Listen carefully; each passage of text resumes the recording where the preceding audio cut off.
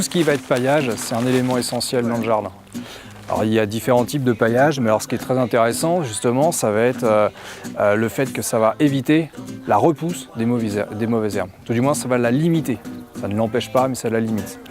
Ça garde l'humidité au sol aussi, ça c'est très important. C'est un aspect aussi assez esthétique, donc ça c'est non négligeable.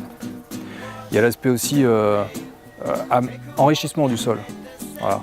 Donc en fait si vous prenez de la paillette de lin, elle va se décomposer et ça va créer de l'humus. Donc ça enrichit le sol. La paillette de lin, moi c'est un produit que j'utilise beaucoup parce qu'en plus on peut l'incorporer au sol. À la différence de l'écorce de pin, qui elle ne peut pas s'incorporer au sol.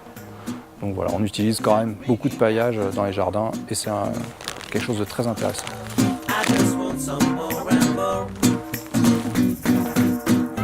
C'est très simple d'utilisation. Après, il y a quelques petites mises en œuvre à faire.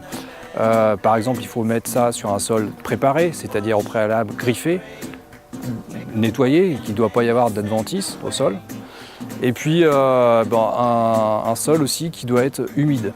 Voilà, tant qu'à faire, on arrose avant, on met le paillage et il maintient l'humidité. Suivant le type de paillage qu'on va prendre, il vaut mieux aussi arroser par la suite, comme la paillette de lin, comme ça elle se colmate avec l'humidité. Sinon, avec le vent, elle risque de s'envoler. À partir du moment où c'est bien installé, il faut une sacrée épaisseur, je dirais environ 7 cm pour la paillette de lin. À partir de là, on est tranquille. Ça, encore une fois, ça n'empêche pas la pousse des mauvaises herbes, mais ça la limite. Donc il y aura toujours un petit travail à faire.